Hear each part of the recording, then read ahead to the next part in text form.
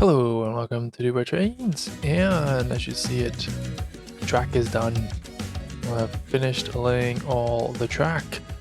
Still need to obviously start cleaning up the layout, but this calls for a little celebration, and that's why you're hearing the music that you're hearing right now, because it's done. That has been quite a lot of work.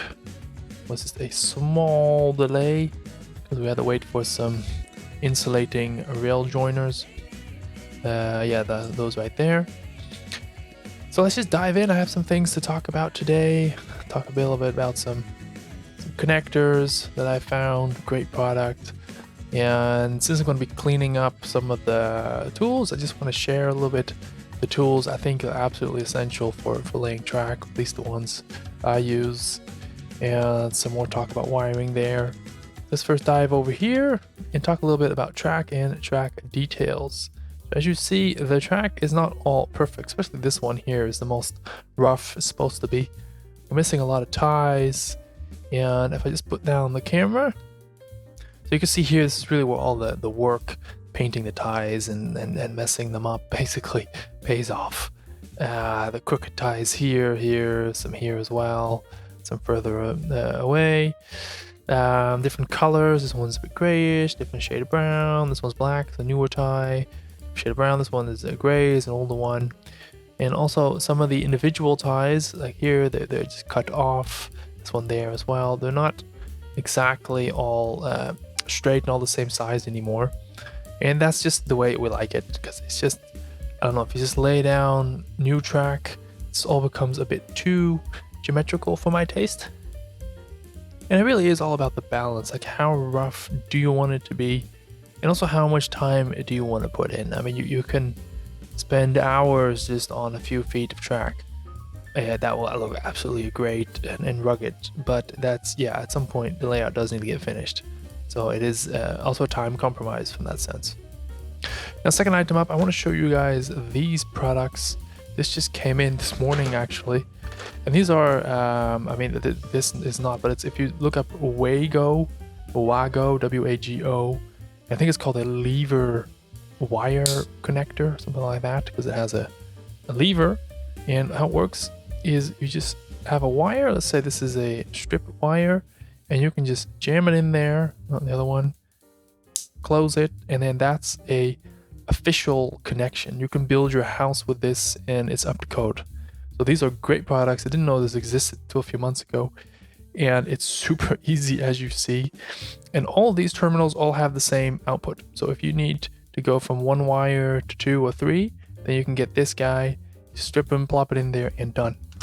I got this variety pack, no idea what this is, but I saw these on multiple websites all over the world, so you can buy this one. It's Efanti, I don't know how to pronounce that. Sounds fancy. And then we have everything from the simple, let's call it I don't know, like a two-way or an extender. You can extend the wire with this without soldering or anything like that. It's great. And I got a couple of these guys. And this is, I think, I still need to measure it, but I think, yeah, it's obviously because the colors are separated. So this I'm going to use to go from my DC system to split to various outputs. Because I do have 3 blocks, or, well, not blocks. I do have 3 sections on my layout, the yard, near north, and in the brewery area. So that's what I can do with this. And some sections have multiple buses going to them, because one bus has to go in that direction, the other bus in that direction. So it's not the same physical piece of wire. So I'm just going to have this one, and then have one here for one area, and then have one here for one area. And then that should be very logic.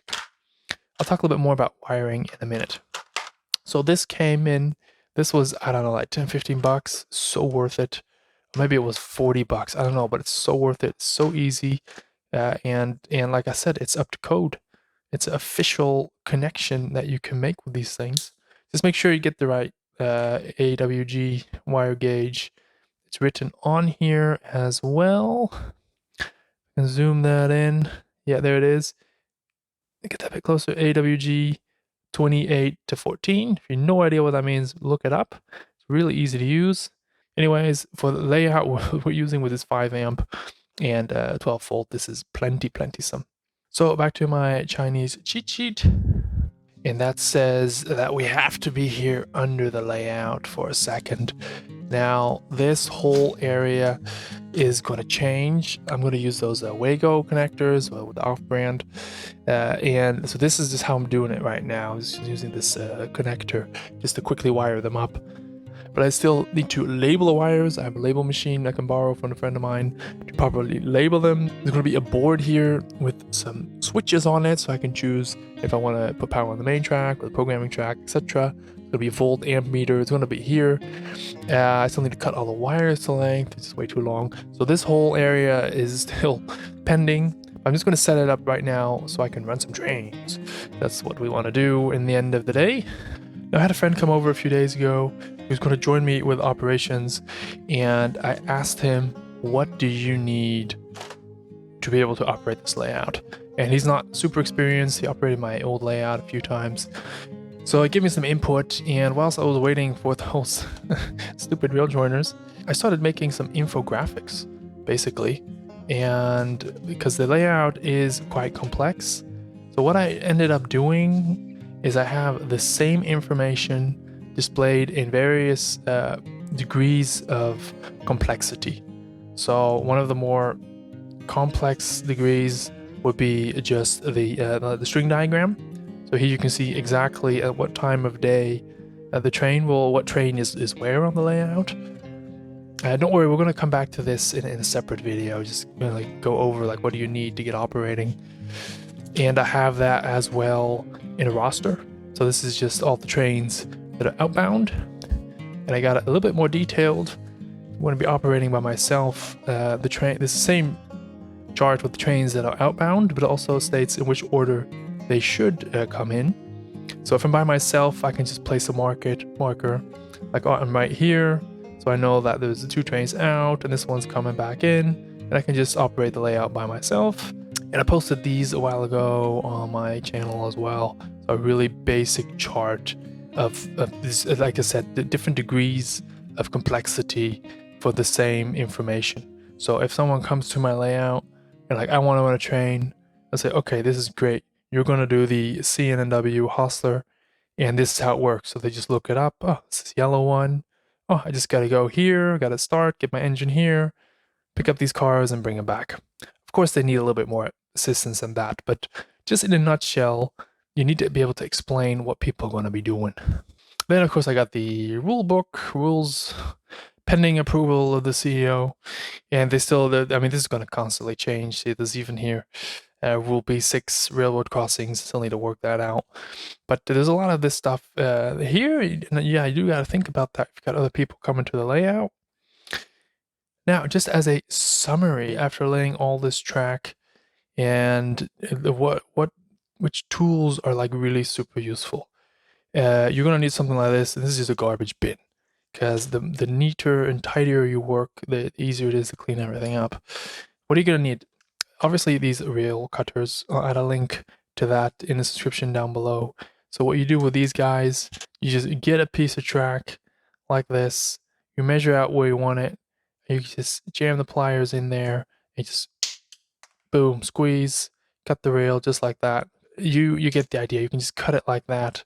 And then after you cut it, what are you going to need? So we have this guy. You're going to need a set of files, diamond files, because you do want to file this cut. It's a little bit, I don't know if you can see it. I'll put some B-roll right now. If you zoom in, it's still quite sharp. So you want to file that. So you're going to need a set of files, and they normally come in a pack with a flat one and a round one and this pointy one, which is ideal if you want to be here in these crevices or the inside of the rail to file that. So just get one of those. Now this plier, I have no idea what it's called, no idea what it's used for, but it's super handy to use actually all around the house for a lot of reasons. Because you can, like this, you can really see what you're picking up or what you're holding on to. Because it has this angle, you can also use it to get something and to wedge it out like that. You have some momentum. And I don't know, with the track, I've been using it as well. When you have the track, you have a rail joiner, you can just get the rail joiner, or you can get the whole track and just shove that flex track through the rail. So it's really a handy tool to have. You quickly have, I don't know, 20, 30 set of pliers, but that's one I would definitely get. And then this one's a wire cutter, so you basically don't even need that to lay track, only to cut wires. But okay, you need one of those. Gonna want to have one of these little testing screwdrivers also to just push, for anything really. Sometimes the reel joiner doesn't want to go underneath the tie, so you just need to plop it a little bit up like that, or you want to push the reel joiner. This thing is good. You're gonna definitely need some kind of X-Acto knife because you're gonna want to cut off a lot of spikes. So I just do it with an X-Acto knife, cut it off like that. So you're gonna want an X-Acto knife. That's basically it. All these other things are nice to have, but you don't need them at all. So that's what you're gonna want to have.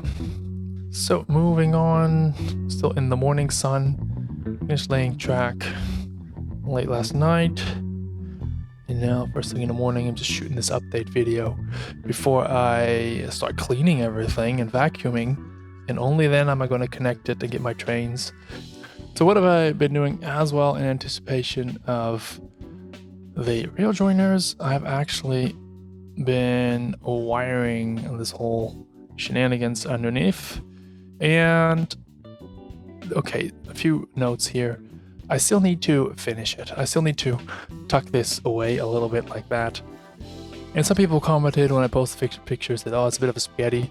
I don't know if it is a spaghetti. I'm probably showing you some B-roll right now of other people that are doing a far greater job of putting everything nicely and tidy and neat away. But I really cannot be bothered to do that, to be honest. So if you see this, I could make it a little bit tighter and neater by just trimming in these feeder wires and making them shorter and by putting them like that, and all that would tuck it in a little bit. Still need to finish these for turnouts, but why would I really do that? The tighter everything is, and the more tucked away everything is, every time you need to change something, it's a pain in the rear end to do it because everything is like stapled and glued or whatever together. So I'm not going to go that way. So what I'm going to do now is you can either buy Velcro per yard, or just these like mechanical tie ribs that you can untie, or you can even use a real tie rib. And I'm just going to wind this up very tight, just like that, and just keep it there. So I have already actually wired all this area all down below here. Actually I did all of it except for the yard because I just finished that last night. I did a little bit what was already there, but I still need to finish the wires from last night. So let me just show you how this works and how to do it, and it's super duper easy. So where are we now? We have these feeders coming in from the top of the layout, and the goal is to have a connector like this connected to it. Now this one I didn't really do it properly. As you see, there is some wire sticking out there. So you can get this, this is a wire stripper. It's an automatic one. You can also get a more old school one like this.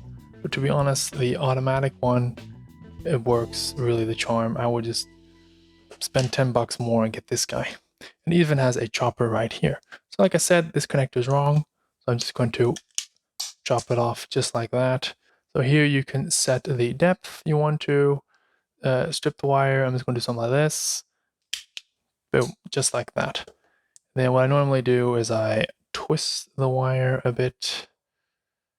And for this step, I actually fold it once, like that. Now, and then you get one of these connectors. Is you take your little pluggy thing, put it like that, and then you put it in the right hole. That's red. And the colors are for the different size of wires, so it's nothing to do with positive or negative or anything like that. And you can hold this with one hand. That's great. You can even put it down, say like that, pick it up again, and it's still in there. So then what I do is I get my wire. I make sure that I can see the wire just on the bottom. You squeeze, watch out for your fingers, and boom, that's that.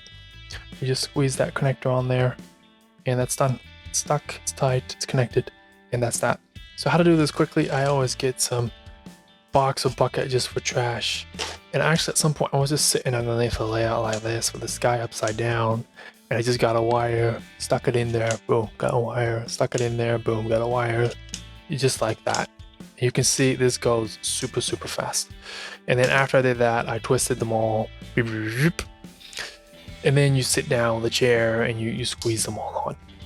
And this whole near north section with all these wires, I did that in maybe like an hour, maybe 2 hours, because I took a break from this squeezing plier because it is a bit strenuous on the wrist. That is really what that's about. So, and ironically enough, the job I look forward to the least goes the fastest, and actually I have fun doing it because it goes so fast.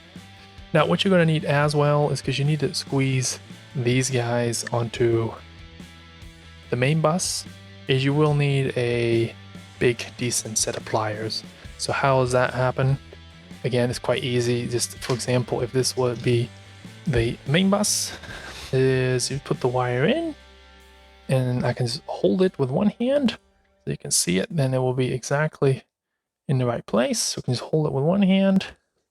Then I get this guy with the other hand, squeeze it like that. Now this isn't proper because this is the wrong gauge, but anyways, so, and that's connected.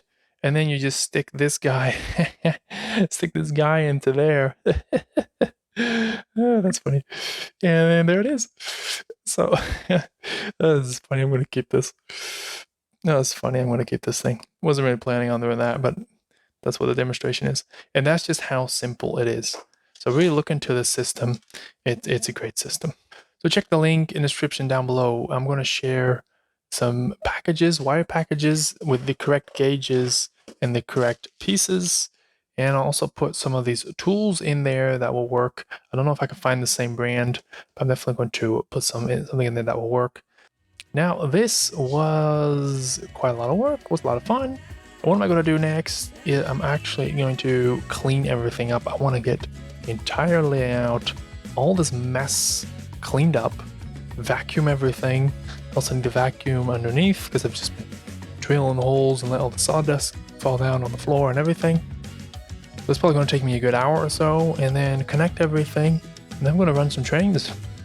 I'm going to make, once everything's working and tested, I'm going to make you a nice, beautiful video on that.